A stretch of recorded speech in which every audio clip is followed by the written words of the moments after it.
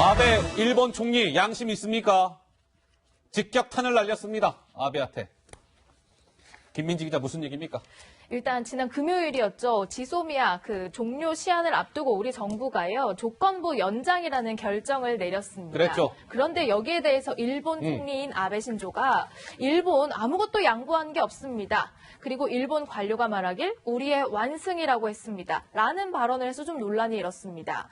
여기에 정의용 대통령 국가안보실장은 어제 You try me, 그러니까 우리를 시험해보라 라는 말을 일본에 해주고 싶습니다. 라고 하면서 반발했고요. 또 청와대 고위 관계자에 따르면 아베 정말 양심 갖고 한 말인가 라고 하면서 강력한 반발의 뜻을 나타냈습니다. 아, 일본에서 저런 얘기가 나오니까 정의용 국가안보실장과 청와대 고위 관계자가 저렇게 어제 응수했다는 건데요.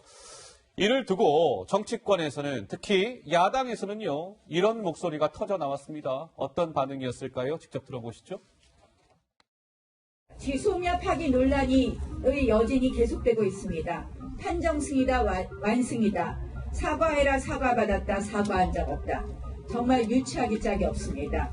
막판 지소미아 파기 결정이 진정한 외교 성과라면 그 정확한 손익계산서를 공개하십시오. 문재인 정권의 패착으로 인한 국가 망신, 정말 이 국민들이 부끄러워서 외국에 나가기도 참 그렇다라는 이런 얘기가 나올 정도입니다. 이거 대통령이 직접 나서서 국민들께 사과해야 된다고 생각을 합니다. 이런 얘기가 나오는데요. 청와대가 판단착오로 안보 위기만 자초한 거 아닙니까? 한번 생각해 보실까요, 시청자 여러분? 한국이 지소미아 종료 결정 이후에 3개월 동안 우리는 뭘 얻었을까요? 물론 얻은 거 있을 겁니다. 그런데 이런 것도 있다, 이런 지적이 나오는데 일본은 경제 보복 조치 철회했습니까? 철회하지 않았죠, 아직. 그리고 미국에서는요, 지금 이거 지소미아 우리가 종료 결정 이후에 무슨 얘기 나왔어요? 미국에서는 한미동맹 이러면 위험할 수 있어요. 우려의 목소리가 높아졌습니다. 결론적으로 우리 3개월 동안 그럼 뭘 얻은 겁니까? 이렇게 조건부 연장 결정을 했는데 따라서 청와대 안보실 3인 정의용, 김유군, 김현종의 교체론까지 부상하고 있다는데요, 정 의원님? 저는 죄송한 말씀이지만 반드시 교체돼야 된다고 생각합니다. 반드시 교체해야 됩니까? 외교적 실패뿐만 아니라 그동안에 사실은 굉장히 여러 가지 사건이 있었어요. 네. 예를 들면 지난번에 그 강제 추방한 거 있었잖아요. 북한 군인들이요. 예. 어부들 있잖아요. 그렇죠, 서문들. 그것도 사실은 안보실에서 김용일 차장이 실제로 다 컨트롤타워 역할을 했다는 거 뒷보받은 아니에요. 거죠. 그래서 국제인권 협약 자체를 위반하는 행동들을 청와대가 나서서 하는 일이 벌어지고 김현정 차장은 더 얘기할 것도 없고요. 그동안 얼마나 막말 파문 글로벌 홍보 등등. 예. 그래서 저는 그것뿐만 아니라 사실은 지금 외교부 장관, 통일부 장관도 사실은 상당히 문제가 있습니다. 외교통일장관도 문제 있다. 그래서 저는 청와대의 안보실뿐만 아니라 예. 소위 외교통일 파트의 개각도 같이 검토할 시점이 아닌가. 예. 그렇지 않으면 또 이런 문제가 반복될 수 있습니다. 오늘 정 의원님께서는 저 안보실 3인 반드시 교체돼야 된다 이런 말씀을 주셨는데요. 한 일간지가요. 흥미로운 설문을 하나 조사를 했더군요. 전문가들이 본 한일 관계 점수는 몇 점일까요? 그러니까 지난주 금요일 날 지소미아 우리가 조건부 연장을 조치한 이후에 중앙일보가 전문가 21명한테 긴급 설문조사를 한번 해본 거예요.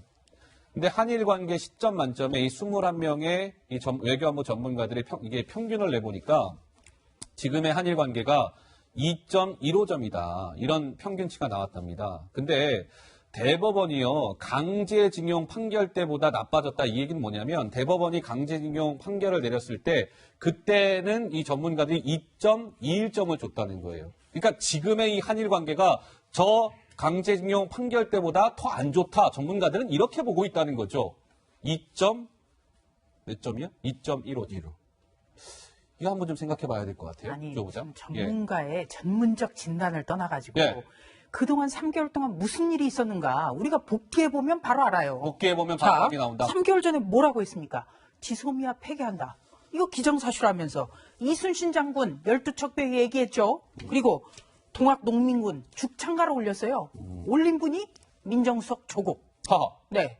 죽창가 기억나시잖아요. 기억나죠. 네. 예. 그리고 대통령이 뭐라고 했습니까? 다시는 일본에 지지 않겠다. 그리고 지난주 화요일에는 국민과에 대하여서 한미일 또 한일 이런 안보 협정이 지소미아 없이도 아무런 문제 없이 갈 수 있다. 아하. 그러면 원래 안 했어야죠, 지소미아가. 안 했어야 그렇게 맞다. 필요 없다면 안 했어야죠. 예, 그런데 예. 우리가 거둔 게 뭡니까? 결국은 했어요. 그리고 이 지소미아 사태가 어떻게 봉합이 됐습니까? 예. 한국과 일본을 미국에서 강하게 다 압박을 해서 간신히 봉합이 됐어요. 그러면 이 상황에서는 누가 지소미아 사태를 다시 악화시킬 것인가? 이런 발언을 않는 쪽이 그나마 좀 판정승 거두는 거예요. 예. 그런데 전문 외교관 출신인 정의용 안보실장이 나서가지고 뭐 우리가 판정승을 거뒀다라든가, 아. 네, 또 뭐 고위 관계자는 아베 총리가 양심도 양심이냐. 없다 예. 이런 얘기를 한다는 것, 이게 얼마나 서글픈 일이에요. 이게 누구한테 도움이 됩니까? 그리고 지난 3개월 동안 벌어진 일들을 참 종합해 보면 조금 전에 그래픽으로 보여드렸던 그 세 분 반드시 교체가 돼야죠. 안보실 사 이런 일을 겪고도 누구도 책임지지 않는다? 이렇게 계속한다? 앞으로 문재인 정부가 성공할 수가 없어요. 어떤 사태에 대해서 예. 책임을 지는 모습을 보여주지 않는다면, 잘못을 하더라도 아무 문제 없이 넘어간다면 정부는 성공할 수가 없습니다. 김민지 기자. 근데요. 이게 이제 우리가 지소미아 조건부 이제 약간 유예 결정을 내렸는데 이게 그럼에도 불구하고 우리와 미국이 시각차가 있다면서요. 앞서 말씀드렸지만 이 결정에 대해서 일본도 우리가 완승했다라고 하고 있고요. 이렇게 생각이 다른 건 미국과도 마찬가지입니다. 그래요? 먼저 우리 정부는 어떻게 생각하고 있는지 목소리 들려드릴게요. 우리 정부는 언제든지 한일 군사 비밀 정보 보호 협정의 효력을 종료시킬 수 있다는 전제하에 2019년 8월 23일 종료 통보의 효력을 정지시키기로 하였으며 일본 정부는 이에 대한 이해를 표하였습니다. 네, 수출 규제 철회하는 조건으로 언제든지 다시 한번 효력을 종료시킬 수 있다라고 하는 게 우리 정부의 입장이고요. 그렇죠. 미국은 갱신이라고 못 박았습니다. 어허. 이렇게 갱신, 리뉴라는 단어를 쓰면서 지소미아 조건부 연장이 아니라 그냥 갱신한 거라고 생각하니까 우리 정부와 시각차를 드러낸 모습입니다. 그러니까 지금 한번 다음 그래픽 좀 주시겠어요? 그러니까 이런 것 같아요. 우리 정부는 지소미아 조건부 연장이잖아요. 근데 미국 국무부는 아니 무슨 얘기 하십니까? 갱신이에요, 갱신. 그러니까 우리 정부의 조건부 연장이라는 저거를 사실은 미국은 모른 척 하는 거죠. 이거는 그냥 1년 연장된 겁니다. 조건부 이런 거 아니에요. 1년 또 가는 겁니다. 갱신 결정을 환영했다는 거고요. 다음 화면 주시죠. 아까 그 중앙일보 그 점수 했잖아요. 이 전문가들이 한미 관계 점수도 좀 줬어요. 이게 지소미아 조건부 연장 조치 이후에 전문가 21명 긴급 설문 결과입니다. 역시 중앙일보. 한미 관계 10점 만점에 지금 3.1점이 나왔어요. 그때 왜 미군 장갑차 사건에 여중생들이 압사한 사건 2002년도에 있었잖아요. 그때 3.32점입니다. 그러니까 그때보다도 전문가들은 지금 한미 관계가 더 안 좋다고 보는 것이죠.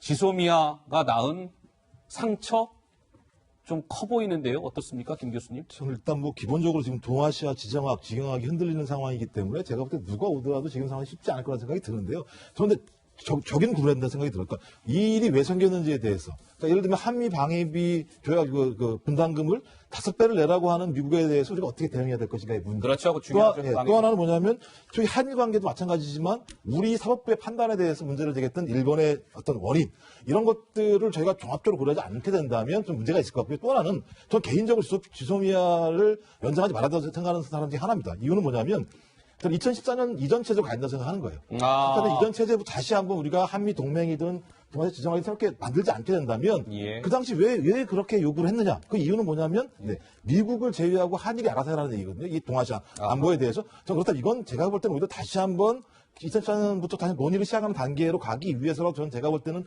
한 번 정도 갔어다 생각이 들었지만 여간 정부는 그런 판단을 아직 안 한 거니까요. 제가 볼 때는 전문가들의 야박한 판단과 무관하게 좀 시간을 갖고 봐야 되는 생각을 알겠습니다. 갖고 자, 있습니다. 죄송합니다. 시간이 좀 달라가지고요. 예.